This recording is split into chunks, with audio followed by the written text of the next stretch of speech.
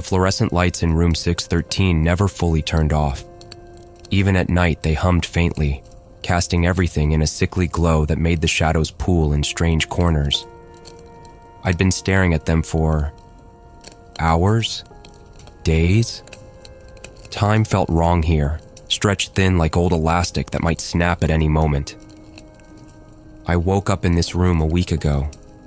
At least that's what Dr. Evans told me.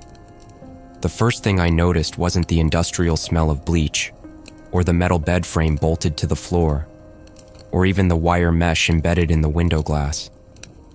It was the water stain on the ceiling, a sprawling brown shape that sometimes looked like a face when my eyes unfocused. I tried not to look at it directly anymore. I'm pretty sure it blinks, and sometimes when I stare at it too long, the ceiling seems to stretch upwards, the room expanding into a vast, empty space with no walls and no end. But then I blink, and it's just a room again, small and suffocating.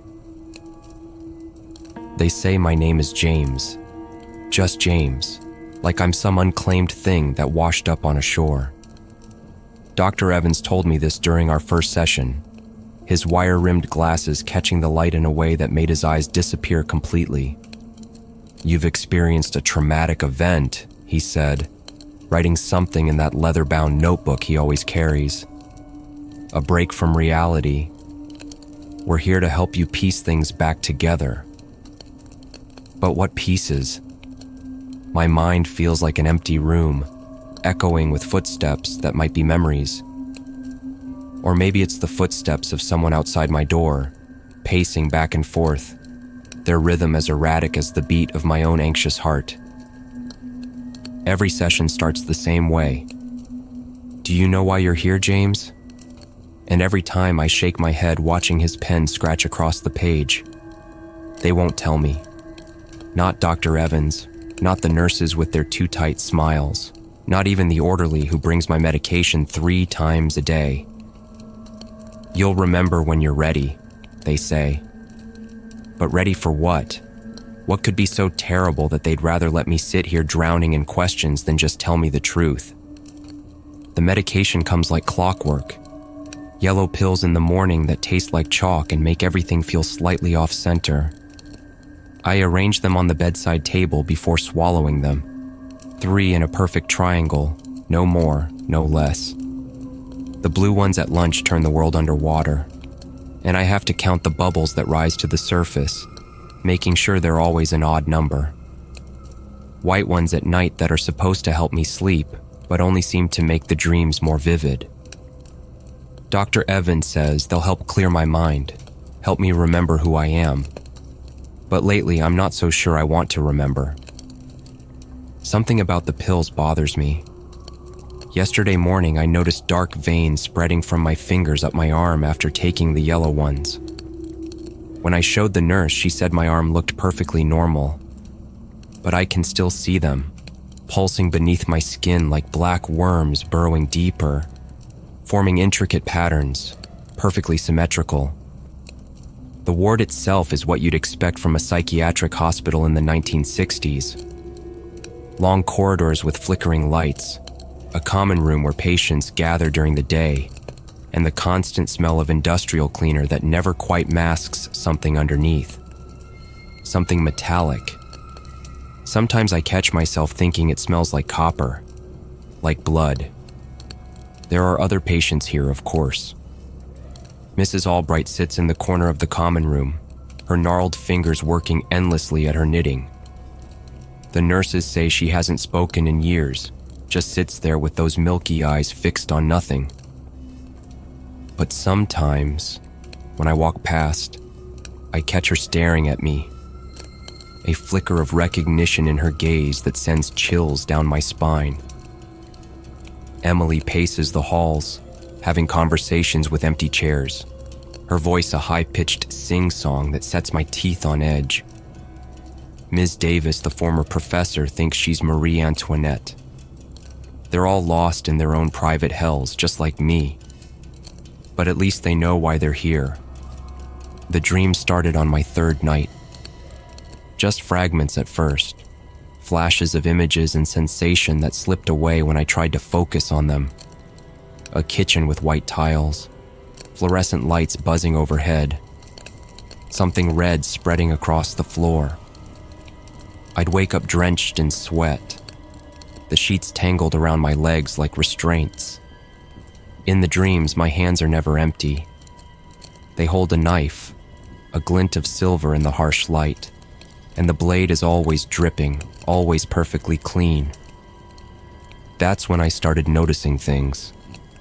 Little details that don't quite add up. Like how the number on my door sometimes reads 614 when I'm sure it was 613 the day before. Or how the emergency lights in the hallway cast shadows in impossible directions. Or how sometimes, late at night, I hear music. Beautiful, delicate music, like from an old music box. The first time I heard it, I followed the sound down the dark corridor. The emergency lights made everything look green and wrong, and the shadows seemed to move away from my feet as I walked.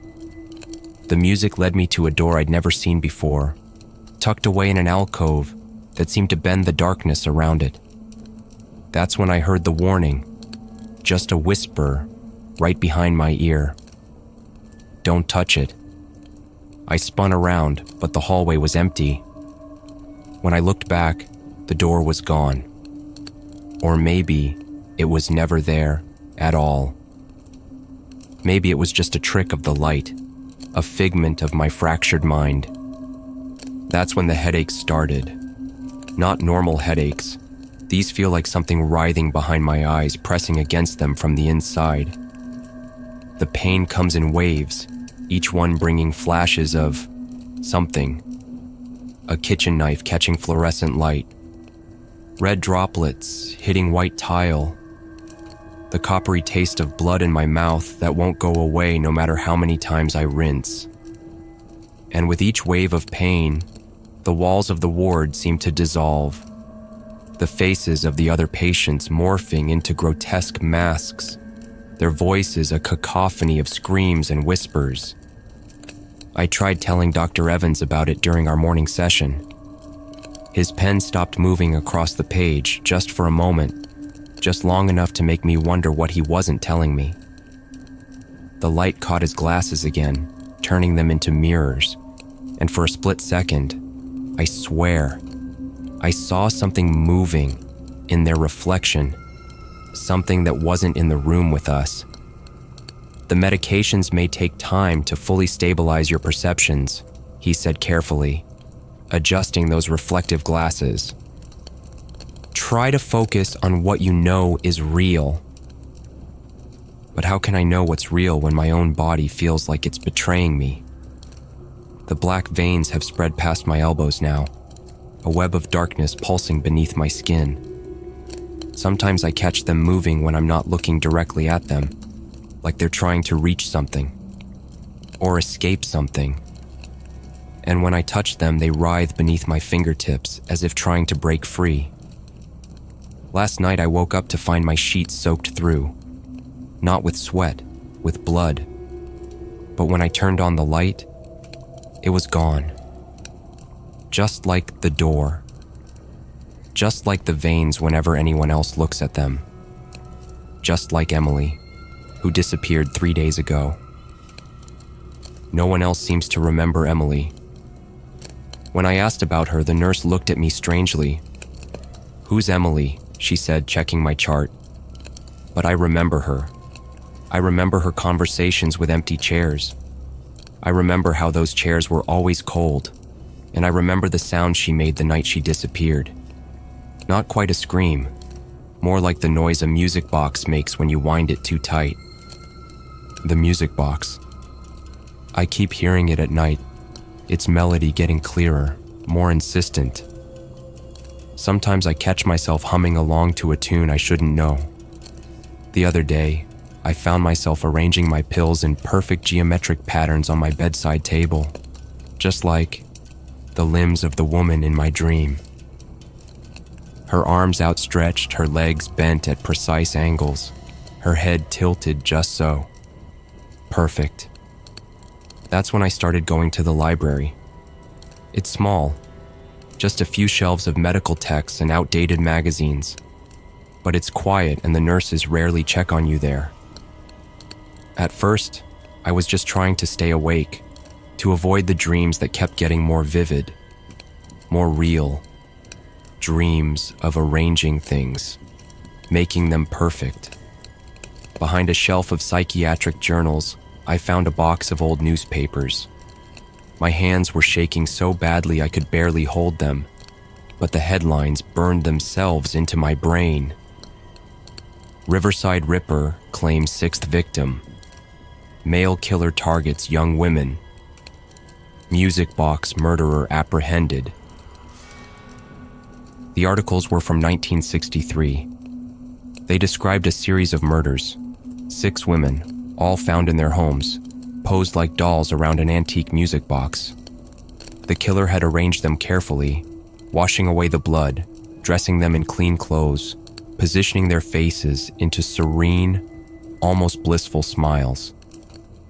In each case, the music box was found playing the same tune.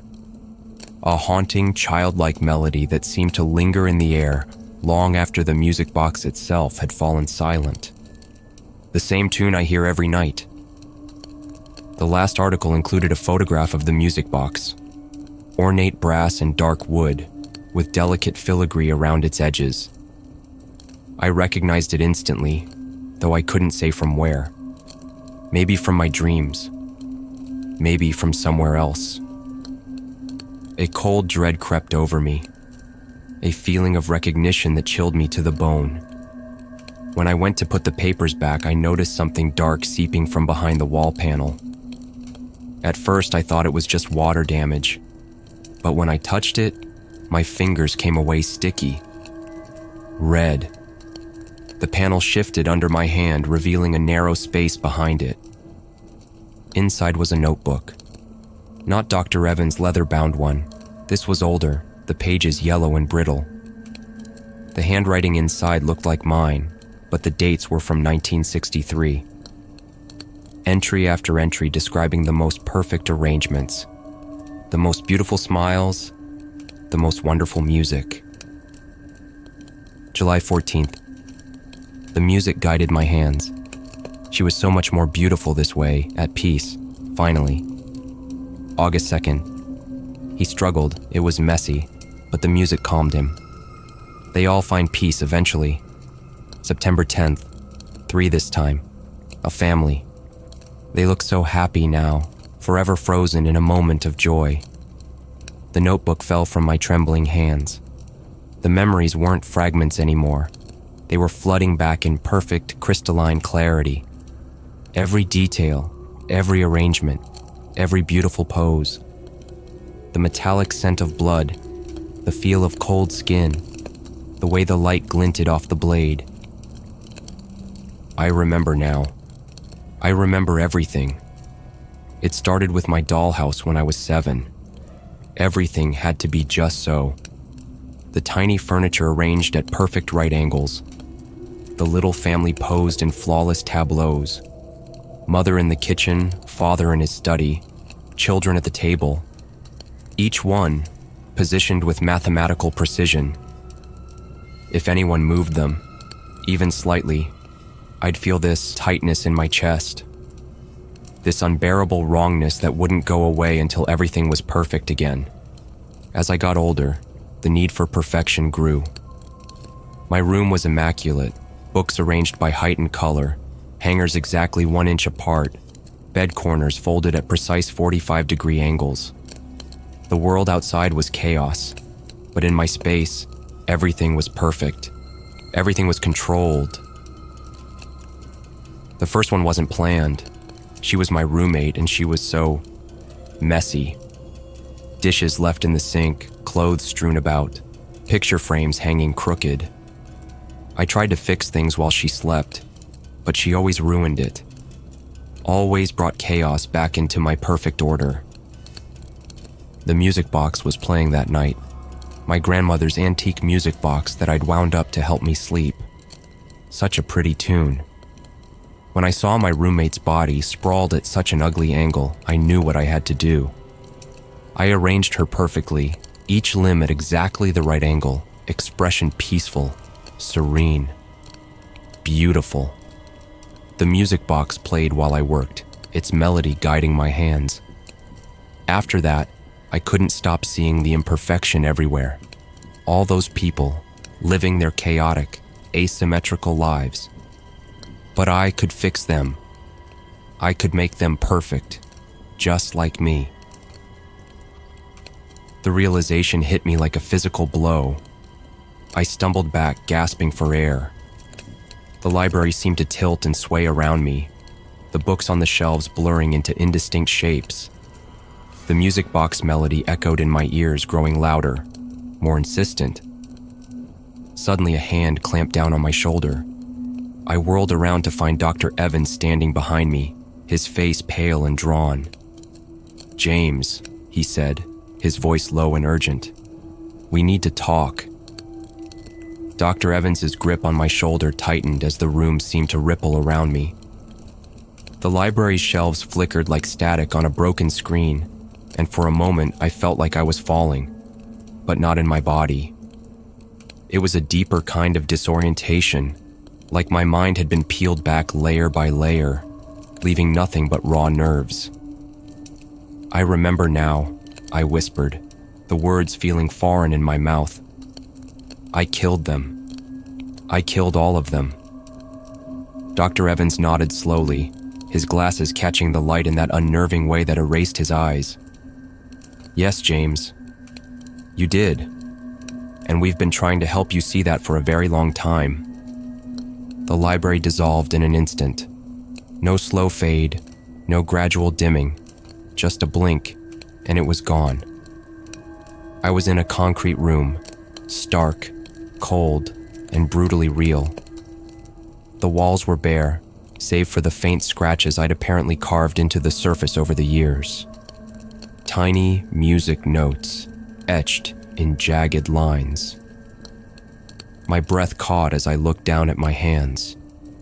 The black veins were gone, the pulsing patterns replaced by pale skin marred with faint scars and calluses.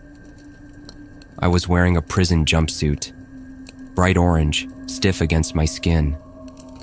Across from me, Dr. Evans, if that was even his name, sat on a metal stool, a thick folder resting on his lap. There was no notebook, no pen, no wire-rimmed glasses, just a clipboard and a tired, resigned expression on his face. "Where's room 613? I croaked, the words clawing their way out of my throat. Dr. Evans didn't answer immediately. Instead, he opened the folder, pulling out a black and white photograph and sliding it across the table. I didn't want to look, but I couldn't stop myself. The photo showed a body, posed on the ground in a grotesque tableau, arms and legs bent into inhuman angles. Her face was serene, her lips curved into a faint, unnatural smile. A music box sat beside her, its lid open, though I couldn't hear its melody anymore. "That was your first victim," Dr. Evans said softly. "Your roommate, Hannah Brooks. You arranged her like a doll around your grandmother's music box. You even left a note calling her your most beautiful creation. Do you remember that now?" I nodded, my stomach churning. The memory was there, sharp and vivid, no longer buried under layers of dreamlike haze. But the room still felt wrong, as if the walls themselves were mocking me. "And the others?" I asked, my voice barely a whisper. Dr. Evans sighed, sliding more photos across the table. Each one was worse than the last. A woman on her kitchen floor, limbs outstretched at geometric angles. A man in his living room, his face turned toward the camera with a blissful smile painted on his lips. A family of 3, arranged around a dining table. Their lifeless bodies posed as if mid-conversation. "You called it art," Dr. Evans said, his voice heavy. "The newspapers called you the music box murderer. Do you remember what you told the judge at your trial?" I shook my head, tears burning at the corners of my eyes. I didn't want to know. I didn't want to remember. You told the court you weren't guilty because they weren't dead to you. You said they were perfect now, that you'd brought them peace. The jury didn't agree. He leaned forward, his expression hardening. That was 12 years ago, James. And no matter how many realities your mind invents to protect you, the truth doesn't change. You're not in room 613.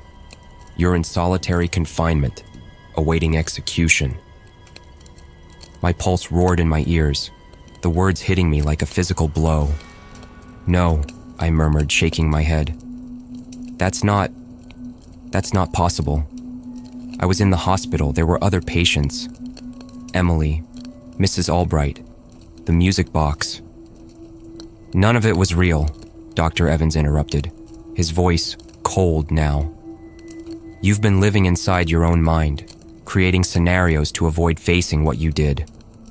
The hospital was a construct, a way for you to pretend you were the victim.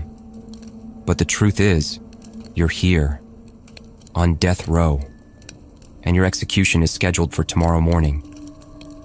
I staggered back in my chair, the metal scraping loudly against the concrete floor.